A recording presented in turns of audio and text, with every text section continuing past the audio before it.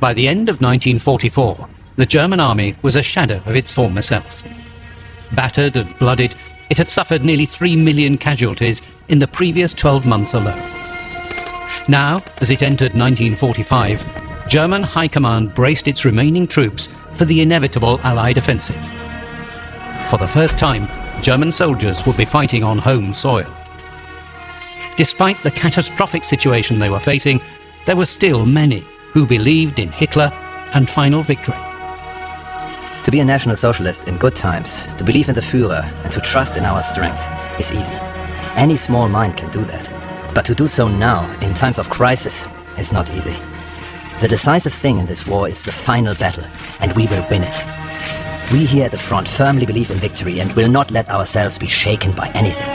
These days, the Russian is penetrating everywhere into Germany, and yet, our hour has simply not yet come. But it will come. Count on it.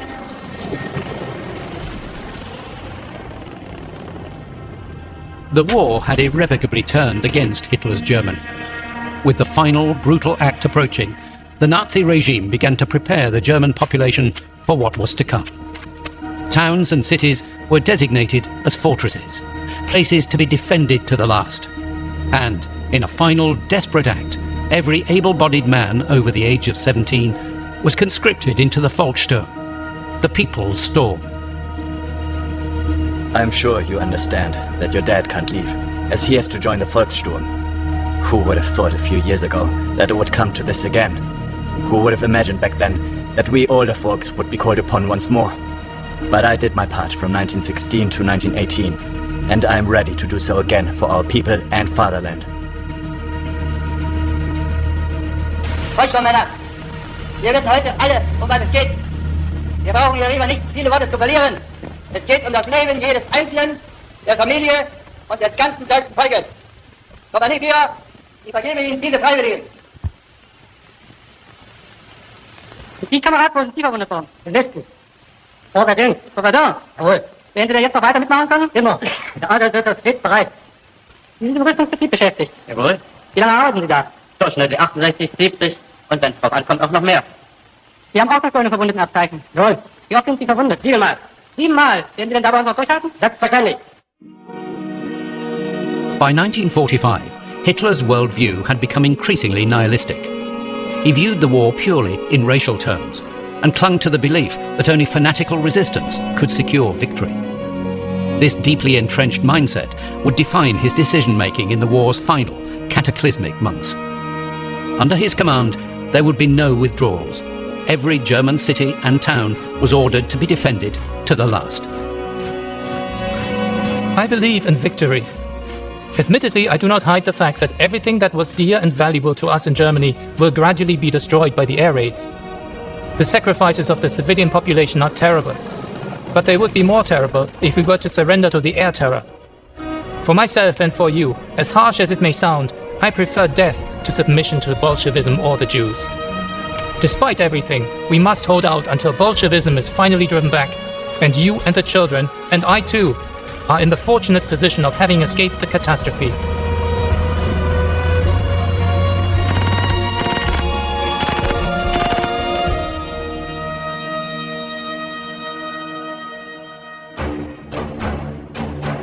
In the early hours of January the 12th, the long-awaited Soviet offensive towards Germany began. As dawn slowly broke, an uninterrupted barrage from thousands of guns erupted in the pre-dawn darkness with unimaginable force and violence. A ferocity we had never before experienced. The entire landscape seemed ablaze. Everything, both before and behind our main battle line, lay under a murderous storm of iron. A furious whirlwind of fire, heavy incendiary and explosive shells tore through our forwardmost lines, positions and villages nestled behind roads and terrain folds, reaching deep into the countryside. A cruel, all-destroying firework display, unlike anything seen before, burst over us, as though the enemy intended to plow the very earth before the main assault. Around noon, the earth itself began to shake and tremble as if feverish beneath the thunderous volleys of Soviet guns. Amidst the smoke and the glare of fire, both behind us and ahead, the earth, bunkers, trees, barricades, and farmhouse ruins erupted in flames and were pulverized. Only around midnight did our battalion, supported by 4 Stuks, gradually manage to retake our former positions. These fiercely contested grounds presented a horrific sight, littered with hundreds of corpses, both friend and foe.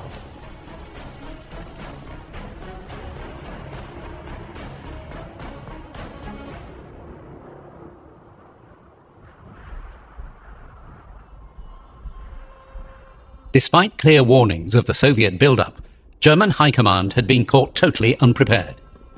Convinced that any Allied assaults would come via the Ardennes and Budapest, the borders of occupied Poland had been left perilously undermanned. In total, just 450,000 German troops were tasked with protecting Germany's eastern flank. No match for the millions of Soviet soldiers that now ripped through them. News of the rapidly unfolding disaster spread fear throughout Germany. How much time do we have left? A box is quickly fetched from the floor and packed full with laundry and clothes.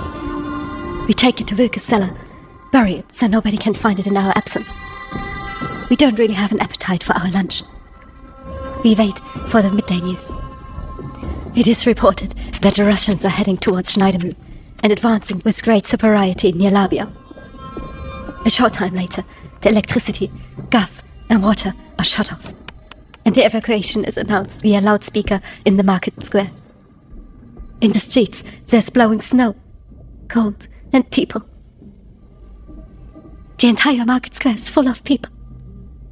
Kaufmann and his wife are leaving, each with just a handbag. Families who are friends bid farewell with tearful eyes. Some only want to die in their homes. Around 4 p.m., all streets are clogged. I pray silently. Savior, have mercy. Chastise us moderately. For years, Nazi propaganda had depicted Soviet soldiers as savage and vengeful, and warned that German defeat would bring with it brutal reprisals. Whilst propagandist in tone, this warning was not completely unfounded. These interviews, recorded after the brief Soviet occupation of the East Prussian village of Nemmersdorf in October 1944, sent shockwaves through the nation when they were first broadcast later that year. Wie haben sich die Soldaten und Offiziere nun in Ihrem Ort den Frauen gegenüber verhalten? Man kann hier gar nicht von Soldaten und Offizieren in diesem Sinne sprechen. Man kann hier nur sprechen von bestialischen Horden. Denn die haben sich alle gleichmäßig benommen. Alle täglich betrunken. Sie haben also alle Frauen vergewaltigt. Von Jugendlichen angefangen von 13 Jahren bis zu Frauen von 68 Jahren. In meiner Gegenwart eine 68-jährige Frau vergewaltigt worden in allergemeinster Weise. Und diese Volksgenossinnen hier auch, ja? Ja, sogar meine Mutter von 60 Jahren haben es nicht geschont, sondern haben sie auch bestialisch vergewaltigt. Und Sie selbst auch hier? Ja, sogar meine Schwester und meine Mutter in bestialischer und tierischer Weise haben sie misshandelt. As the Eastern Front imploded, millions of terrified German civilians, now under threat of the rapidly advancing Red Army, began fleeing their homes. With train lines cut and most working vehicles requisitioned by the military, whole families were forced to flee on foot. Exposed to the brutal cold, old men, women and children endured the journey with scant protection.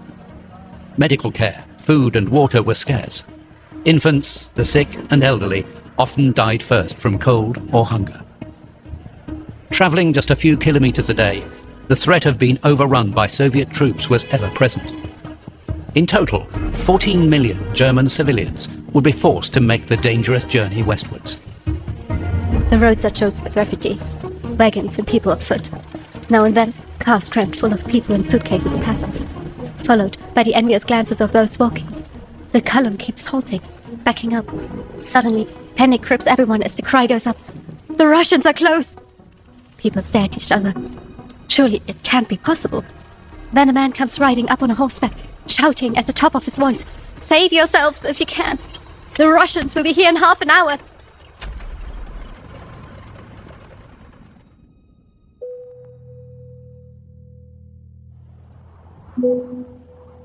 By the time Soviet troops were just a few hundred kilometres from Berlin, Hitler had already retreated into the Führerbunker, after his private rooms at the Reichstag had been damaged in an American bombing raid. For years, Allied air raids had brought fear and death to German towns and cities. But now, with the end in sight, the bombing campaign against Germany began to near its terrifying crescendo. Daylight raid from 10:30 to 12:40. The enemy bomber formations approached the Reich capital from the southwest and south under clear skies and sunny weather. We saw the white vapor trails in the blue sky at high altitude and could observe closed formations flying towards the city center. And then, behind the meter-thick walls of the bunker, we heard nothing for over an hour but the terrible thunder of falling bombs, with a light flickering and at times almost going out when a cable was hit. It was an hour and a half of murder of thousands of people in sunny early spring weather and blue skies. When we left the bunker, the sun had disappeared. The sky was cloudy. Fed by countless small and large sources of fire, a vast sea of smoke hung over the entire city center. Having shattered the German front, the Soviet advance halted near the Oder River, the last great natural defense before Berlin. The whole of East Prussia was now cut off. Amid the chaos, Grand Admiral Karl Dönitz launched Operation Hannibal. Originally intended to move U-boats from the Bay of Danzig, it included the provision that civilians could also be taken aboard military vessels. This order would inadvertently spark the largest maritime evacuation in history. When we finally found the basin we were told about, it was dead empty. The shelling was too bad, apparently. No ships were leaving from there, so they sent us somewhere else, a basin further out. One shell slammed into the ground right near us, but it was a dud. Just sat there, in the sand, didn't go off. Thank God. You learn things fast in situations like that. We became experts on shell sounds, like the soldiers taught us. If it made a high, singing noise going over, it wasn't aimed at you. But if you heard that horrible gurgling sound getting closer, you hit the dirt. And that's how we finally reached the ships. They were huge, docked right at the quay, but the crowds, thousands of people were already there, crammed together, all desperate like us to get on board, to escape what was coming. You could hear the sailors shouting reassurances. Everyone will get on, there's room for everyone. But even then, it wasn't safe. Enemy planes keep buzzing overhead the whole time, trying to stop the loading, diving, shooting, dropping bombs. We both clearly remember watching the sailors manning the anti-aircraft guns on the ships. They were incredible. Whistling tunes like it was just practice, cool as anything, while blazing away the planes. They kept the Russians from getting too close.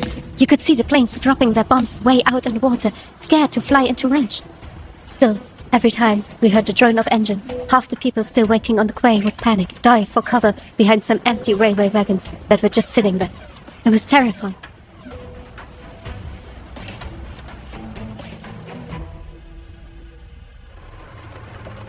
Meanwhile, 800 kilometers away, on the 27th of January, advancing units of the Red Army reached the gates of Auschwitz-Birkenau in occupied Poland. What the Soviet soldiers found was a scene of unspeakable horror. In this place, between 1940 and 1945, over 1 million people had been systematically tortured and murdered. Despite frantic attempts by the Nazis to conceal their atrocities, evidence of their crimes could be found everywhere. Amidst the squalor, Red Army soldiers discovered 7,000 survivors, the sick and the dying, left to await their fate. Charlotte Gruner was one of them. Gerettet. Gleich am Bahnhof wurde man sortiert in arbeitsfähig und in nicht arbeitsfähig. Frauen mit Kindern und Männer, die Krankheiten oder irgendwelche Gebrechen hatten, wurden auf Autos geladen, von denen wir nicht wussten, wohin sie fuhren.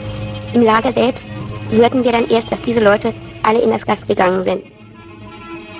Block 25 war der Todesblock. Von dort aus gingen die Menschen am Abend, wenn alles dunkel war, nur der Stacheldraht brannte, auf Autos geladen in den Kamin. Man hörte sie schrecklich schreien und dann war auf einmal Schluss und man sah hoch am Himmel eine blutrote Flagge aufsteigen.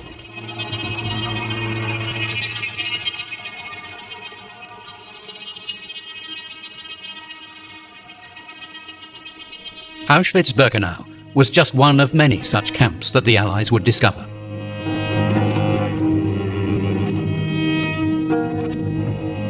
Four days later, and 12 years to the day since his rise to power, Hitler gave what would be his final address to the German people.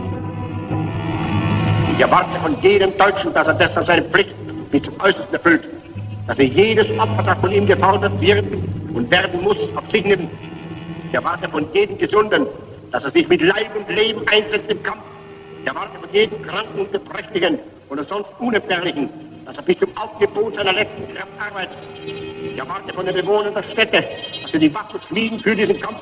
Und ich erwarte vom Bauern, dass er unter höchstmöglicher eigener Einschränkung das Brot gibt für die Soldaten und Arbeiter dieses Kampfes. Ich erwarte von allen Frauen und Mädchen, dass sie diesen Kampf so wie bisher mit äußertem Fanatismus unterstützen. Ich wende mich mit besonderem Vertrauen dabei an die deutsche Jugend. As Hitler's words reverberated across the Reich, the ocean liner Wilhelm Gustloff, which had been commandeered for Hannibal, cut slowly through the freezing, dark waters of the Baltic Sea. Aboard were thousands of terrified German civilians and wounded soldiers, fleeing westwards ahead of the advancing Red Army. From the depths of the Black Waters, a Soviet submarine struck, sinking the liner and sending over 9,000 people to an icy grave. It was the worst maritime disaster in history. Despite this catastrophe, thousands of Germans continued to seek passage across the Baltic Sea. The hold was lined with straw, and we lay packed together, like cattle in a slaughterhouse. The cargo hatch was 6 to 7 meters above us, a gaping abyss. Access only by a rickety gangway or loose ladders. "We are inside a closed coffin," someone shouted. Nearly 300 to 400 wounded on our ship. Then the air raid. Bombs, shockwaves, a hit, water flooding in, slight list, then getting worse. Screams, shots, suicide. In the first half hour, there was chaos. The lightly wounded scrambled out. No one cared for us, the seriously wounded. The list of the ship became more and more obvious, the water rising. I understand now why people soil their trousers. No help, only prayers. A coffin.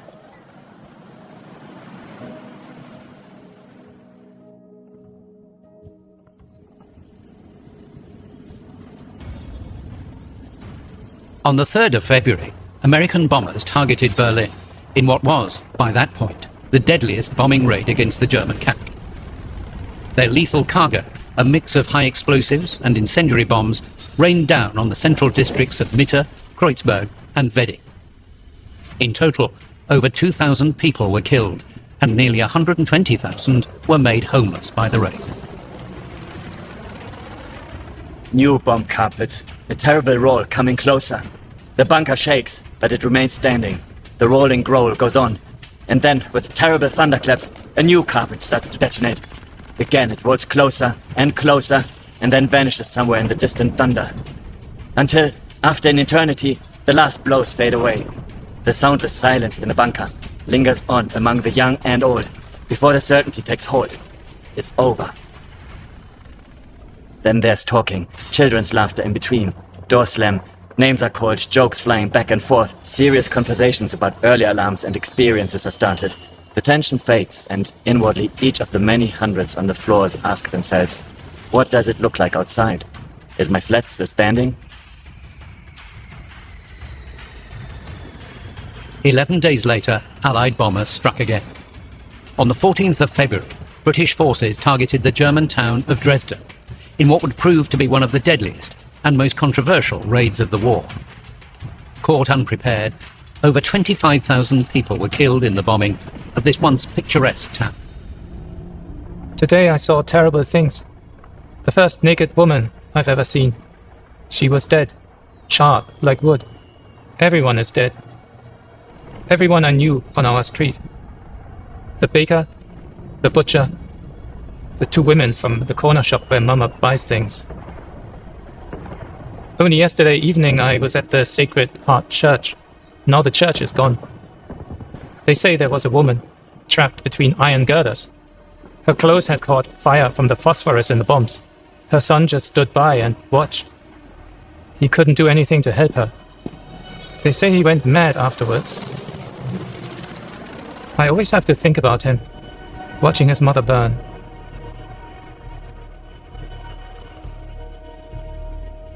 On the Western Front, Allied forces were now closing in on Germany's last great natural barrier, the Rhine.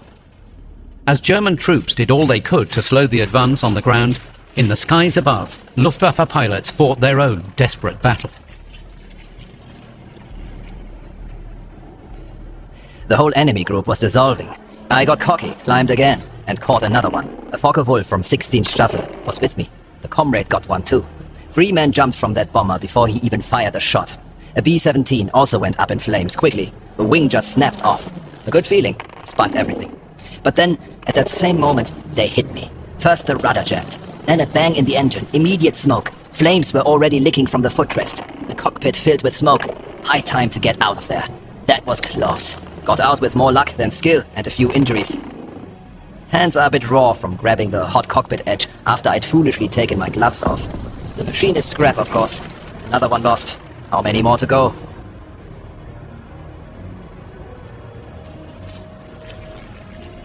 In a desperate attempt to help inspire a fanatical last stand, the Nazi regime turned towards its heroes, the men and women who had bled and killed for the Reich and who had become symbols of unwavering loyalty to the Nazi cause.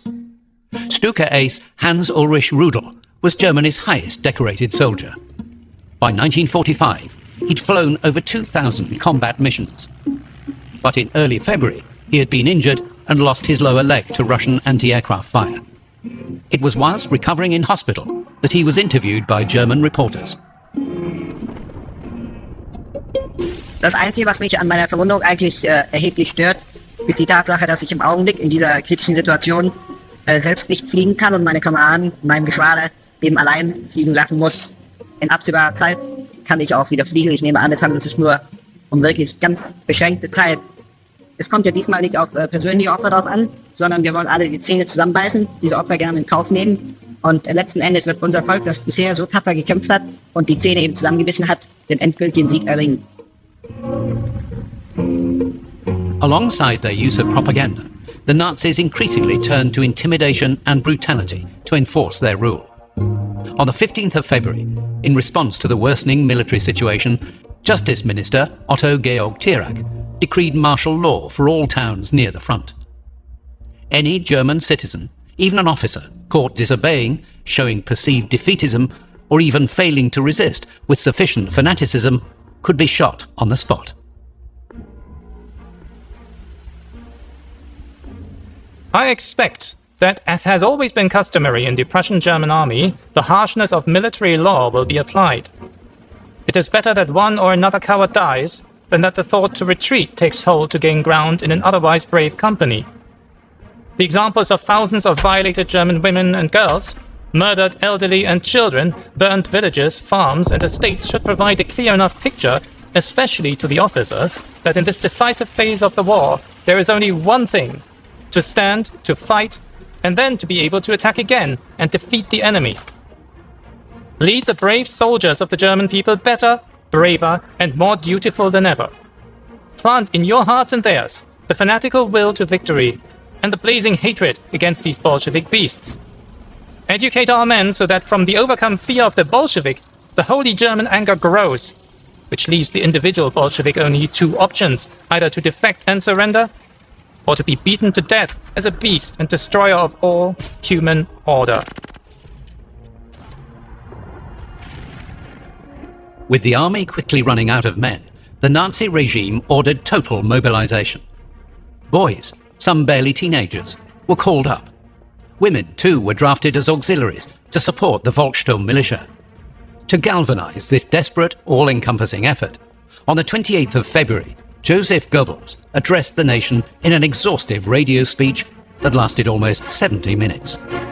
Seht dem gegenüber das deutsche Volk, im Osten verzweifelt bemüht, die Springfluten aus Innerasien einzudämmen und zu brechen, gleichzeitig in der Heimat geschlagen und gepeinigt von einem sadistischen feindlichen Luftterror.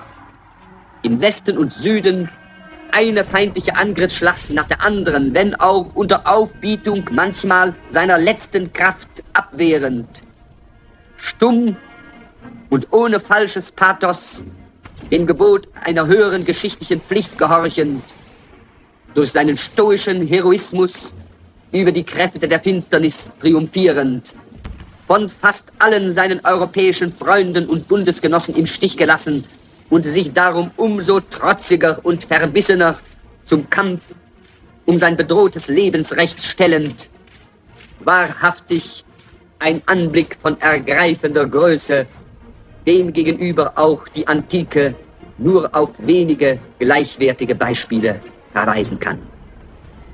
Und wenn wir uns am Ende in unsere Erde festkrallen müssten, wenn wir auch den letzten uns noch verbliebenen Rest von Hab und Gut preiszugeben hätten, wenn der Leiden und Schrecken vorläufig kein Ende abzusehen wäre, wir lassen nicht von unserem gerechten Anspruch an das Leben und an die Freiheit und Zukunft unseres Volkes. Wir wollten lieber sterben, als zu kapitulieren. Though many had long since lost faith in the promised final victory, a fanatical few still believed the Nazis would triumph. Believe me, it is 1,000 times better now to work and help achieve the final victory than otherwise to serve as a slave for foreign peoples. That's why the population in the Rhineland is still filled with almost unbelievable diligence and optimism. The horrendous terror attacks truly haven't made these people waver, and we at the front must hold out to the last man. There's only this one solution, because victory is certain in the end. I would be happy if, through my service, I could spare our Klaus and the little one from having to fight. Nevertheless, you should raise them to have a warrior spirit so that they never become soft through any blow of fate, but always hold their own in life's struggle. You must never lose sight of this goal.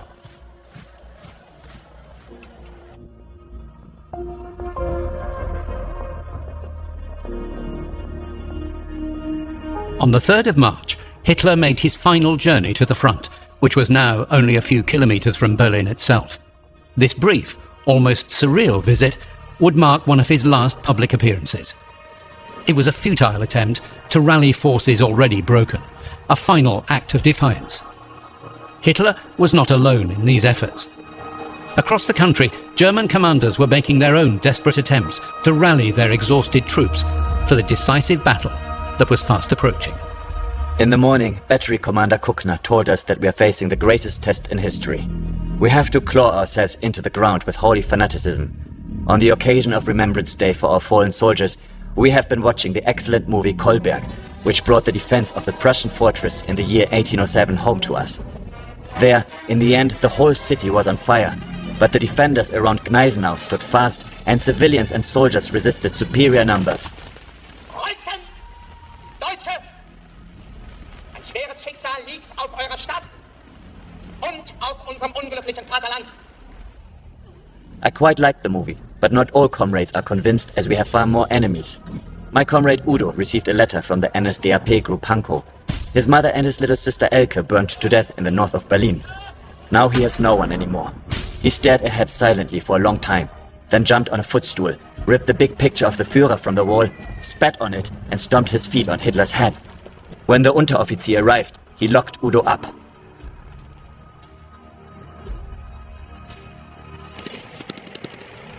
On the 7th of March, forward units of the US 1st Army's 9th Armored Division, racing towards the Rhine, were shocked to discover the Ludendorff railway bridge intact. Nazi demolition attempts to blow up the bridge had failed, and what German defenders remained were swept aside by American troops. The path through the Rhine defences was now open. Failure to hold the bridge would bring serious consequences for the German officers responsible. An important Rhine bridge has fallen undamaged into enemy hands despite proper technical preparations for demolition, because the responsible leaders, as a result of their indecisive, irresponsible and cowardly conduct, abandoned the bridgehead and gave the demolition order too late. The 5 guilty officers were sentenced to death by court-martial, one of them a Hauptmann in absentia. The sentence was carried out on 3 majors and 1 Oberleutnant. Kin liability, Sippenhaft, has been enacted against the family of the Hauptmann, who could not be located. The preceding information is to be communicated to the troops immediately by the fastest means. Let it be a warning to all. He who does not live in honor dies in shame. I hereby command again that every case of failure must be investigated and settled by court-martial via the shortest route. I expect the greatest severity from the court-martial.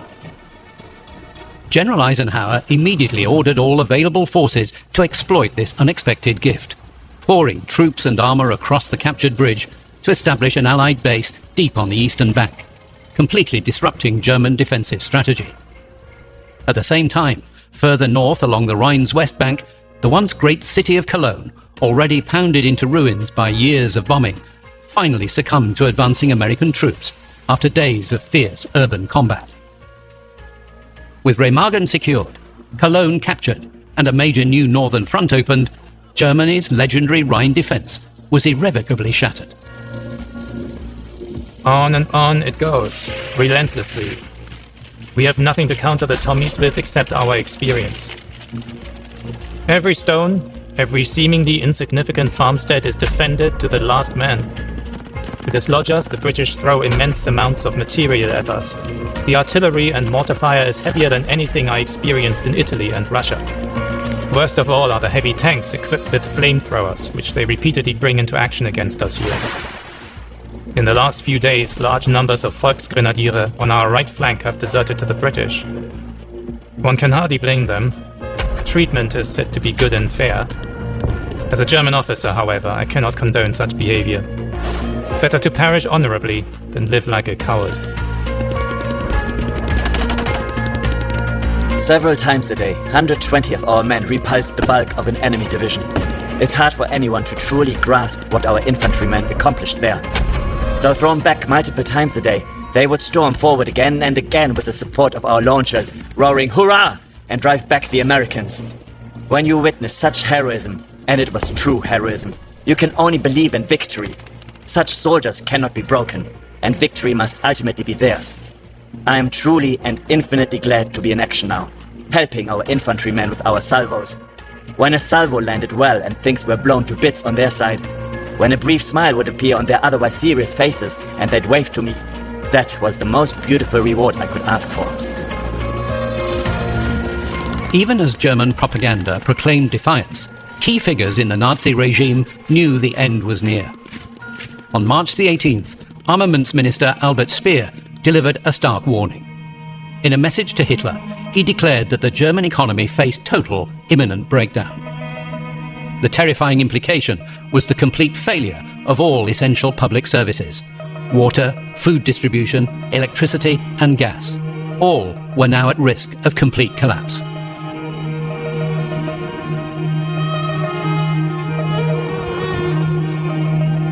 Amidst the growing crisis, many Germans who had once supported the regime now simply wished for an end to the bloodshed. Russian tanks mounted by infantry rumbled into view. As they neared the barracks, the soldiers jumped off.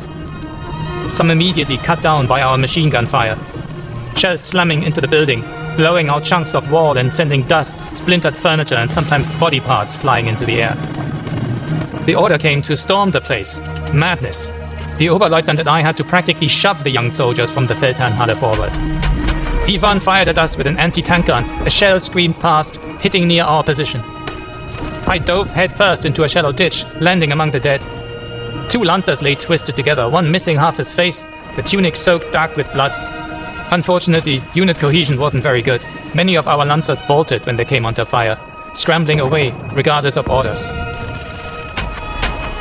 In any case, I'm mighty glad I got out of that hell. When will this war finally be over? Everyone is saying that it won't last much longer. That would certainly be nice. But what happens then? Some are already talking about Easter. Wonderful. The enemy already controls most of our industry, after all.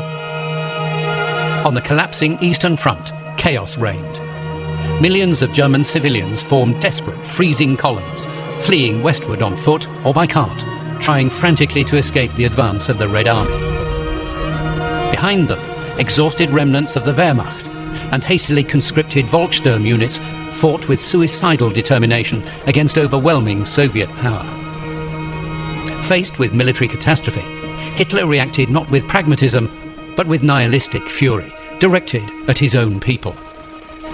On March the 19th, he issued one of his most infamous commands, the Demolitions on Reich Territory Decree, chillingly referred to as the Nero Order. It is erroneous to believe that transport, communications, industrial and supply facilities that have not been destroyed or have only been temporarily disabled can be put back into operation for our own purposes when lost territories are recovered. The enemy, in their retreat, will leave behind only scorched earth and will show no consideration for the population. I therefore order all military transport, communications, industrial and supply facilities, as well as assets within the Reich territory, which the enemy could in any way use immediately or in the foreseeable future to continue their fight, are to be destroyed.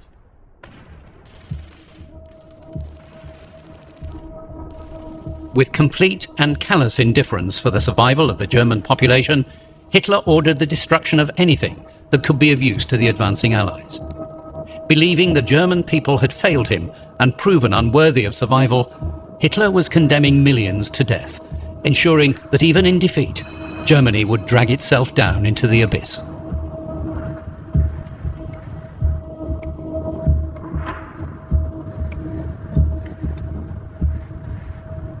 On the 20th of March, Hitler emerged from his bunker for what would be his final public appearance. Cameras capture a man physically diminished, a shadow of the figure who had once mesmerized millions. This flickering footage is the last the world would ever see of him. Empfängt in seinem Hauptquartier den Reichsjugendführer Axmann mit einer Abordnung von 20 Hitlerjungen, die sich bei der Verteidigung ihrer Heimat besonders bewährt haben und dafür mit dem Eisernen Kreuz ausgezeichnet wurden. Mit diesen 20 Jungen ist vor dem Führer symbolisch die deutsche Jugend angetreten, die als treuer Helfer unserer Soldaten und des Volkssturms mutig und unerschrocken im höchsten Einsatz steht. Der Führer lässt sich von den Jungen ihre Erlebnisse schildern. Once Hitler had returned to the safety of his bunker, the film crew moved to a nearby park, just a short distance from the Reich Chancellery, to interview the young boys lauded as heroes of the fatherland. Ich habe zunächst mit 13 meiner Kameraden unter dem Befehl unseres Panzers am Stadtrand von Limburg gelegen. Diese sollten wir gegen einbrechende feindliche Panzer sichern. Als diese dann aus der Richtung Gleititz am 24. Januar anrollten, teilte der Bandführer uns in 2 Gruppen ein und während er mit der einen gegen die Panzer fuhren, um ihn selbst anzugreifen, gaben der anderen ihm den Feuerschutz. Unser Bandführer hat 3 Panzer abgeschossen, ist dann leider bei der Verdickung des 4. gefallen.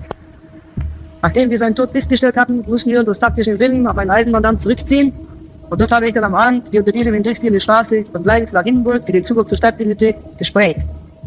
Als der Russe näher an Lauban heranrückte, habe ich mich dem Kampfkommandanten von Lauban freiwillig als Melder zur Verfügung gestellt.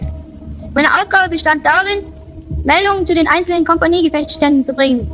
Außerdem habe ich oftmals Panzerfäuste in Versehr in die Hauptkampflinie geschafft. Die Panzerfäuste habe ich auf Leiterungen oder Karren unter feindlichen Beschuss in die Erdteile geschafft. In spite of his total disregard for their lives, those forever loyal to Hitler, especially the young, continued to shock the Allies with their fanatical belief in their leader and party. Die Feinde haben vor uns einen unerhörten Respekt. Sie berichten von der deutschen Jugend und von den deutschen Soldaten, von den grünen Teufeln, von den verrückten Hitleristen, mit denen man nicht reden könne. Man habe einen gefangen genommen. Man habe ihm gesagt, na, nun ist der Krieg zu Ende. Nein, sagt er, ist nicht zu Ende. Ja, ihr siegt doch nicht mehr. Doch, wir siegen, sagt der Gefangene. Darauf sagt dieser Reuterjude, ja, wie wollen Sie denn siegen? Und darauf sagt er, das weiß ich auch nicht, aber der Hitler, der weiß es. Und siegen werden wir trotzdem. Das bringt die zur Raserei drüben. Es waren vor 3 oder 4 Tagen 20 Hitlerjungs beim Führer. Und der Führer zeichnete diese Hitlerjungs mit dem Eisernen Kreuz aus. Das ist eine der ergreifendsten Situationen gewesen, die ich je miterlebt habe. Das sind unsere Jungs. 20 davon standen vor dem Führer. Von denen fragt niemand nach einer politischen Lösung und ob unser Material noch ausreicht, sondern von denen fragt jeder nur nach der Durchführung seiner Pflicht und seiner Schuldigkeit. Und ich bin überzeugt, dass so wie diese Jungs Tausende und Zehntausende in Deutschland denken, wir müssen neue Opfer, neue Kämpfe, neue Zeit vom Feinde fordern, Tag für Tag und Monat für Monat. Er muss wissen, wir geben nicht nach. Es ist unmöglich, die Deutschen zu beseitigen und die Deutschen zu besiegen. In the West, after capturing the Ludendorff Bridge at Remagen earlier in the month, Patton's Third Army sought another Rhine crossing. They didn't have to wait long. On the night of March the 22nd, US engineers, working under the cover of darkness, threw up pontoon bridges near the German town of Oppenheim. Led by the 5th Infantry Division, US forces pushed across the river, bypassing heavy defences and penetrating deep into central Germany. Meanwhile, far to the east, on the windswept shores of the Baltic, German forces were preparing for their final desperate last stand. From west and east, the jaws of the Allied trap were closing. Millions of Germans, whether followers, perpetrators, or enemies of the regime, would now have to pay the price of a war initiated by their leadership. With mother, father, and my own family dead, I must resign myself to the fact that I have lost everything that a person can lose. You must believe me, dear sister, that from the moment I was certain that I have lost my parents and my family, my own life is worth as much to me as the dirt on my clothes. You won't be interested, dear honey, why I'm writing you such trivialities, but you see, I have to constantly occupy myself with what I can grasp and touch in my thoughts, because if I start thinking about what happened, I will certainly go insane. How will Father have looked, who couldn't even imagine the war in this form in his dreams, and who always thought we were exaggerating? Hopefully it wasn't too hard for him when the Russian tank rolled over him. My only comfort is you, dear honey, because I can write to you and thus still have hope of receiving mail from time to time. Dear sister, you will receive the message when the time comes, when nothing hurts me anymore.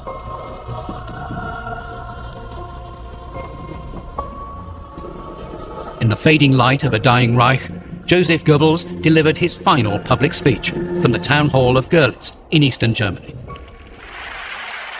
So wie der Führer die Krisen der Vergangenheit bewältigt hat, so wird diese bewältigt. Er ist davon überzeugt. Noch vorgestern sagte er mir, ich glaube so fest daran, dass wir diese Krise bewältigen werden. Und ich glaube so fest daran, dass wenn wir unsere neuen Offensivarmeen hineinwerfen, dass wir den Feind schlagen und zurückjagen werden. Und ich glaube so fest, dass wir eines Tages den Sieg an unserer Fahnen heften werden, wie ich je in meinem Leben angefangen habe.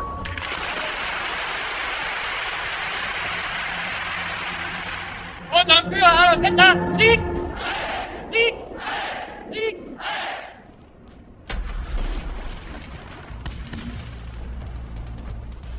By the start of April, Allied forces were within sight of the German capital. But as they raced towards Berlin, Eisenhower ordered a halt to the Allied advance. Prioritizing the destruction of German forces elsewhere, and aware of the potential for a huge loss of Allied life, he made the controversial decision to leave the conquest of the shattered city to the Red Army. A delighted Stalin urged his commanders on, determined to see the Soviet flag fly over the Reichstag. For those German soldiers tasked with slowing the Soviet advance, every day had become a desperate battle for survival.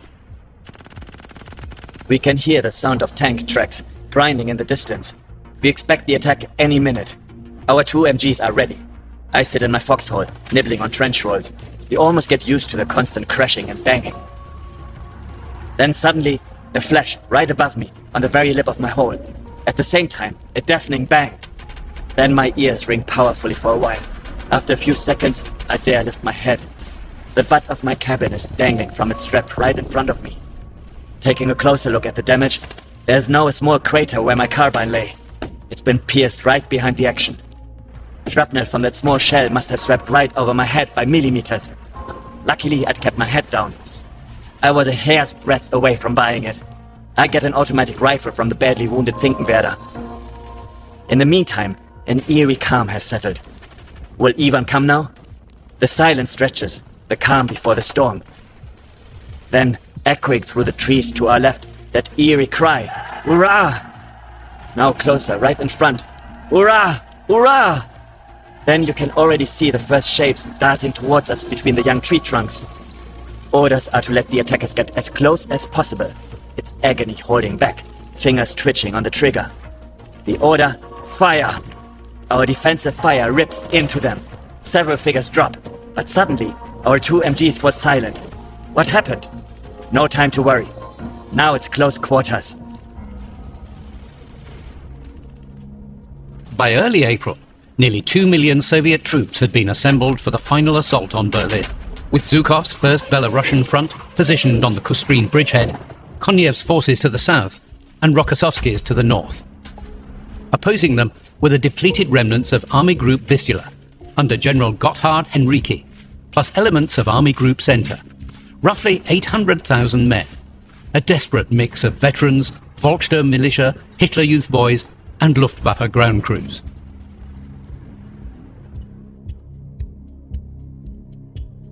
I want to use this short stay at the station to send you and the children my last greetings before going into the great battle.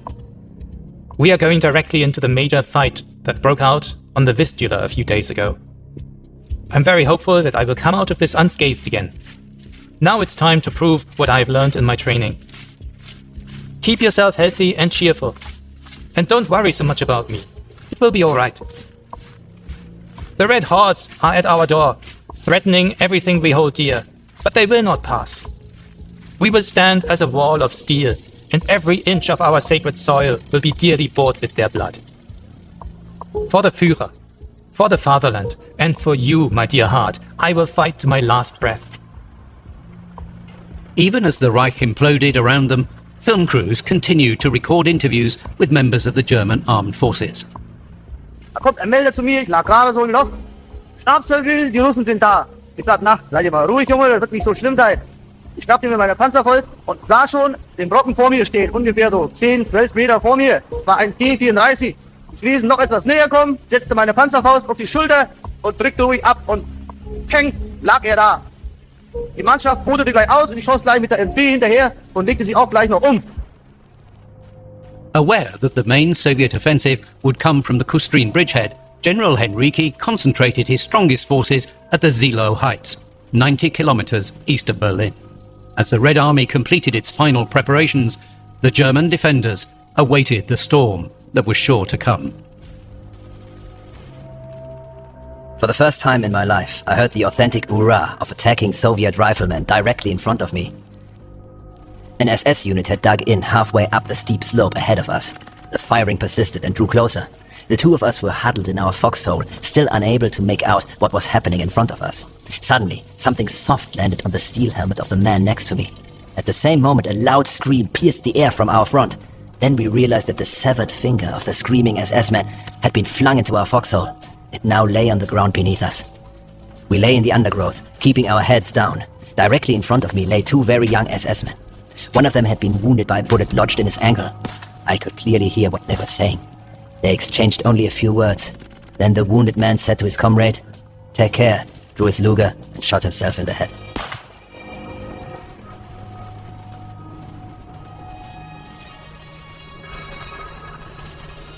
As the German war effort continued to unravel, Nazi attempts to slow the collapse culminated in a new wave of terror. Displaying a white flag became a potential death sentence, with SS squads and party fanatics summarily executing civilians accused of treachery. At the same time, military police and special units ruthlessly hunted down straggling soldiers. Any man found away from the front without justification faced a death sentence. Vehicle stopped, and then, my God, Schörner himself pushes through the brush. Couldn't believe it. Just my luck. He rounds on me instantly. "Out! Where are you taking this vehicle?" Tried to explain calmly. "Sir, commander and gunner killed, taking it back for replacements." He cut me off, face like thunder. "Real? You dogs. Forfeited your lives. I'll shoot you all right here. Out!" The other two lads tumbled out, shaking like leaves. Schörner points right at me. "You die with him, cowardice." I felt sick, really thought that was it for all of us. I had to think fast. "General, these two are the only crew left. I'm not with them. I'm Großdeutschland. Just brought supplies up, helped the driver out of the ditches." Shoved my Soldbuch at him, praying he'd look properly. He actually took it, scanned through it, pausing at my decorations page. Looked back at me, then grunted, "Großdeutschland, huh? Seen some action? Fine. Mercy before justice this time. Get back where you belong." Felt like I could breathe again. Mad. Utterly mad. Close call. Too close. Schörner's terrifying reputation is well deserved. Glad to be back with my own vehicle, heading back now. Definitely need a schnapps after that.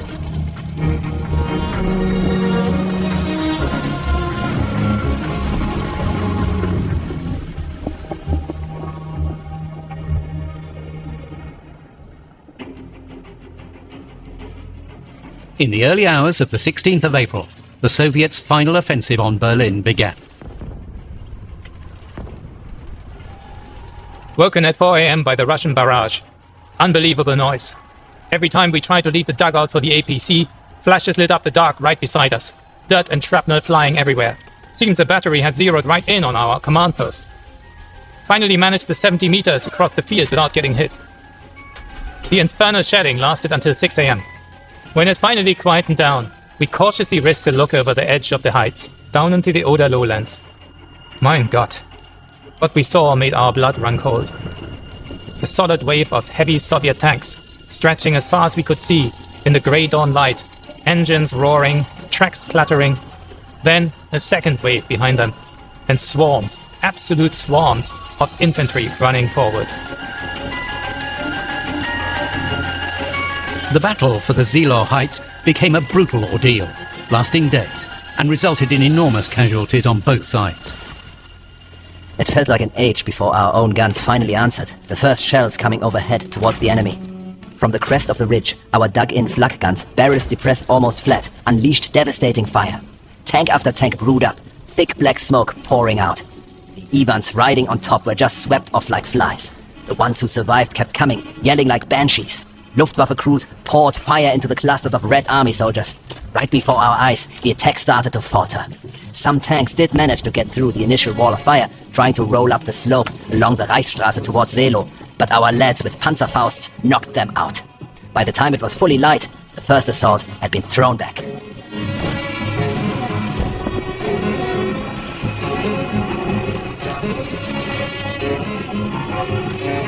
After 4 days of heavy fighting, the German lines finally cracked. The road to Berlin was open. Meanwhile, in the west, the situation for 300,000 German soldiers, who had been encircled by the Allies in the Ruhr pocket, had become desperate. Faced with dwindling supplies and under constant attack, large numbers of German troops began surrendering. But not everyone was willing to go quietly.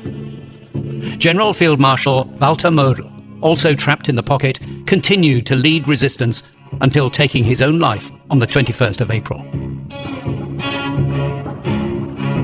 While Model's act inspired some officers to follow suit, it could not prevent the inevitable, and the pocket collapsed in one of the largest mass surrenders on the Western Front, sealing the fate of Army Group B. Can this truly be the end of Germany? I simply cannot believe it. I still cling to the hope of a miracle, a turning tide. To witness that day, and to play a part in it, I will fight my way eastwards, even if it means abandoning my homeland and my family here in the West. Lang lebe Deutschland! 16th of April 1945. Hiding alone in a damp cellar near Remscheid. Yesterday, the Hauptmann assembled what was left of us and gave the final orders. Paybooks are to be issued. The guns, signals, and technical equipment must be destroyed. Rations are to be shared out, and all the men are dismissed. The advice is to try and break out north to the Elbe front, if possible, in small groups of no more than 3. But I couldn't face that, nor could I follow Oberleutnant Gielau and young Bodenstedt, who chose their pistols over capture, or whatever lay ahead. Their choice unnerves me, but I don't have the stomach for it. I'm heading west, trying to reach our farm near Linnich. The thought of home is the only thing keeping me going.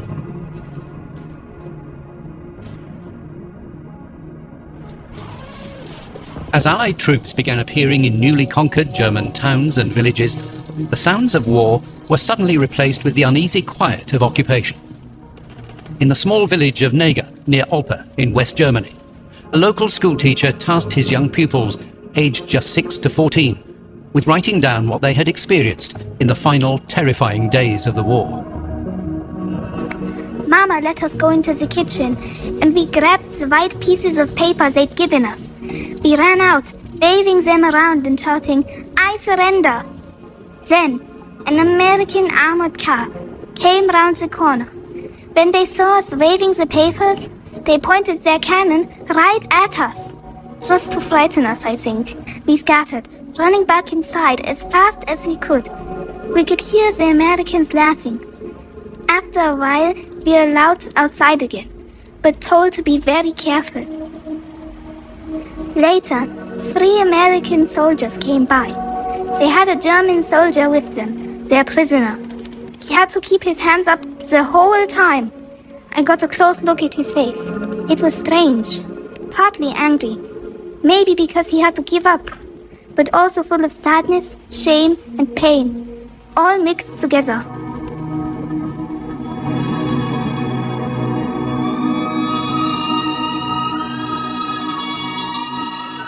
On April the 20th, his 56th birthday, Hitler stepped out of the Führer bunker for the last time, into a Berlin already in ruins. Outside, the world he had created was collapsing. Inside, the fantasy he clung to was about to be shattered. On that same day, Soviet artillery of the First Belarusian Front commenced their bombardment of the city. A photograph, a chilling relic of that day, captures Hitler surveying the bomb-ravaged Reichstag. This, the last known photograph of the Führer, stands as a stark testament to the utter devastation he had wrought. A final, haunting portrait of a man and a nation on the brink of oblivion.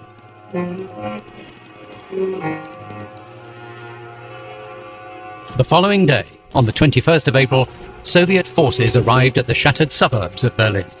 The nerve center of the thousand-year Reich was within striking distance. Marshal Zhukov, relentless in his drive, was determined to seize the capital without delay. The city is humming like a swarm of bees. Now it's kicking off. In Berlin, we can hear the Russian guns. Everywhere on the streets, one encounters field gendarmes looking for runaways and deserters who are sentenced on the spot. On a corner of a house, there's a broadsheet with an order of the Führer. Whoever gives the order to retreat is to be arrested and shot immediately. I am based in a small bunker of the Reichspropaganda Ministry with the local NSDAP group Urban of the Kreuzberg district, and I'm waiting to be employed. I don't feel well among these old party members, and I find it sickening that so many of them are drunk. Suddenly a radio starts blaring marching music, and then we are all listening to Goebbels' speech.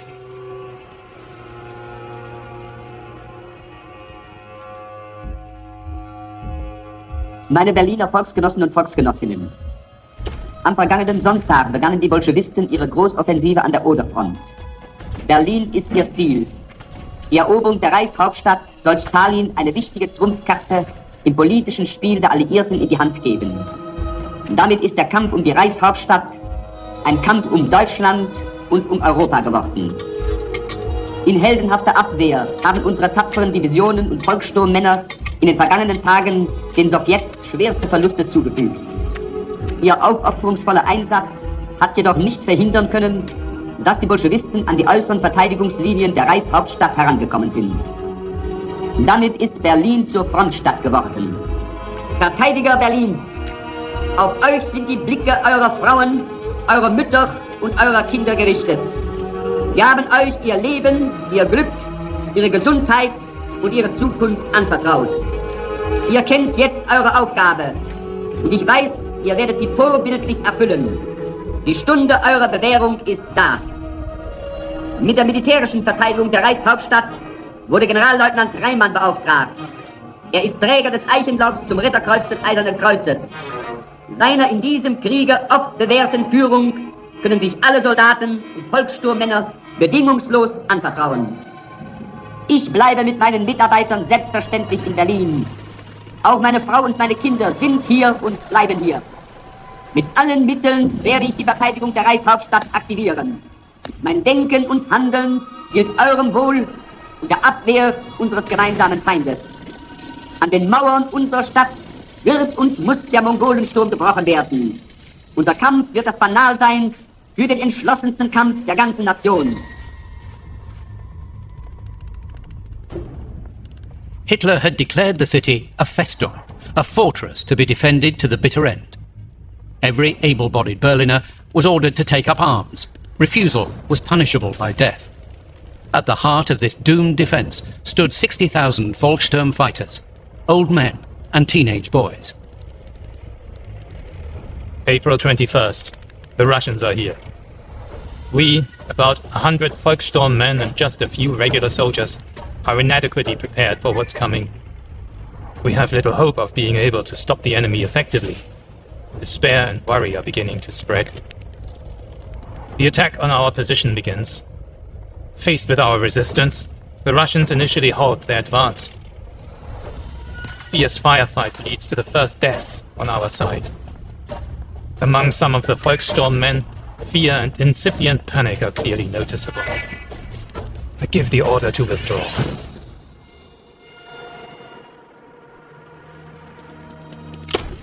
April. The barrage is now so devastatingly dense that one can only advance by leaping from house to house.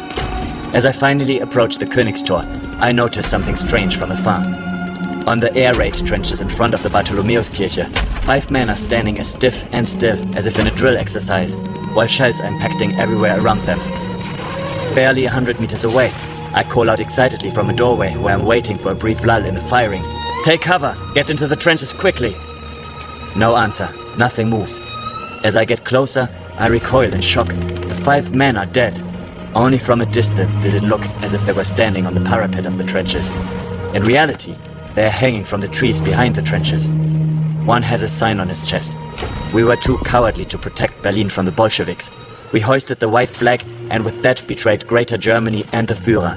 Therefore, we had to die dishonorably.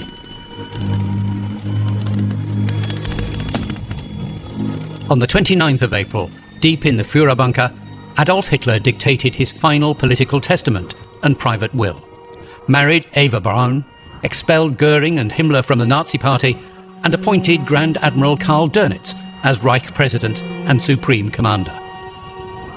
The next day, April 30th, Hitler and Eva Braun retreated to their private suite for the final time. Shortly after, they were both confirmed dead. As per Hitler's instructions, aides carried their bodies up to the Reich Chancellery Garden, where their remains were soaked with petrol and burned to prevent Soviet capture. They would not be the only ones to commit suicide. Across Germany, in the war's final days, thousands of civilians, German men, women and children, whole families, would take their own lives, choosing death over life in defeat. All the while, fierce fighting engulfed the city and was soon nearing the Chancellery complex itself. At the street intersection Schönhauser Allee, corner Pappelallee, a large group is forming. Hardly anyone among those gathering there knew what it was about. But then it spread quickly, one telling the other. Hitler is said to be dead. At the head of the group appears Oberstleutnant Hoffmann, the commander of the flak towers Friedrichshain, Humboldthain and Zoo. He tells us that Hitler committed suicide 2 days ago. On the afternoon of May the 1st, North German radio announced the death of Adolf Hitler and appointment of Grand Admiral Karl Dönitz as his successor. That was followed by a speech by the Admiral calling for the German people to continue the fight against the Allies. Aus dem Führerhauptquartier wird gemeldet, dass unser Führer Adolf Hitler heute Nachmittag in seinem Befehlsstand in der Reichskanzlei bis zum letzten Atemzuge gegen den Bolschewismus kämpfend für Deutschland gefallen ist. Am 30. April hat der Führer den Großadmiral Dönitz zu seinem Nachfolger ernannt. Der Großadmiral und Nachfolger des Führers spricht zum deutschen Volk. Meine erste Aufgabe ist es, deutsche Menschen vor der Vernichtung durch den vordrängenden bolschewistischen Feind zu retten. Nur für dieses Ziel geht der militärische Kampf weiter. Soweit und solange die Erreichung dieses Zieles durch die Briten und Amerikaner behindert wird, werden wir uns auch gegen sie weiter verteidigen und weiter kämpfen müssen. Die Angloamerikaner setzen dann den Krieg nicht mehr für ihre eigenen Völker, sondern allein für die Ausbreitung des Bolschewismus in Europa fort. But even as Dönitz called for continued defiance, the heart of Berlin had been irrevocably lost. On the same day, Red Army soldiers overran the devastated Reich Chancellery and entered the Führerbunker.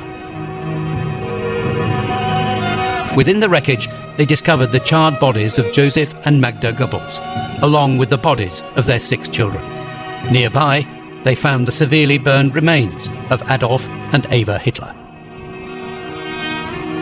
With this, the last German soldiers, trapped within the ruins of the city, began to surrender.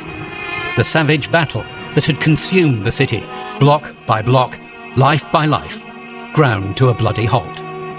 On the 8th of May, Dönitz's voice returned to the radio, this time to inform the German public of Germany's capitulation. Effective from 1 minute past midnight, the 9th of May, the war in Europe was officially over. Deutsche Männer und Frauen. In meiner Ansprache am 1. Mai, in der ich dem deutschen Volk den Tod des Führers und meine Bestimmung zu seinem Nachfolger mitteilte, habe ich es als meine erste Aufgabe bezeichnet, das Leben deutscher Menschen zu retten. Um dieses Ziel zu erreichen, habe ich in der Nacht vom 6. zum 7. Mai dem Oberkommando der Wehrmacht den Auftrag gegeben, die bedingungslose Kapitulation für alle kämpfenden Truppen auf allen Kriegsschauplätzen zu erklären. Am 8. Mai, 23 Uhr, schweigen die Waffen. In unzähligen Schlachten, die wehrten Soldaten der deutschen Wehrmacht, treten den bitteren Weg die Gefangenschaft an und bringen damit das letzte Opfer für das Leben von Frauen und Kindern und für die Zukunft unseres Volkes. Wir müssen den Tatsachen klar ins Gesicht sehen. Die Grundlagen, auf denen das Deutsche Reich sich aufbaute, sind verborgen. Die Einheit von Staat und Partei besteht nicht mehr. Die Partei ist vom Hauptplatz ihrer Wirksamkeit abgetreten. The 1,000-year Reich had lasted barely 12. Its architect, Adolf Hitler, was dead. Germany lay physically and morally shattered, a landscape of rubble and ash. Though victory in Europe was celebrated on May the 8th, fierce fighting continued for days as Soviet forces crushed the last pockets of German resistance in the east. On the 9th of May, from a makeshift broadcasting station situated in a post office, the so-called Reichssender Flensburg transmitted the final Wehrmacht report. Then there was radio silence.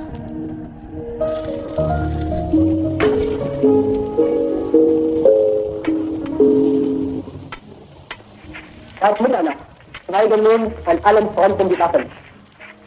Auf Befehl des Großadmirals hat die Wehrmacht den aussichtslos gewordenen Kampf eingestellt. Damit ist das fast 6-jährige heldenhafte Ringen zu Ende. Es hat uns große Siege, aber auch schwere Niederlagen gebracht. Die deutsche Wehrmacht ist am Ende einer gewaltigen Übermacht ehrenvoll unterlegen.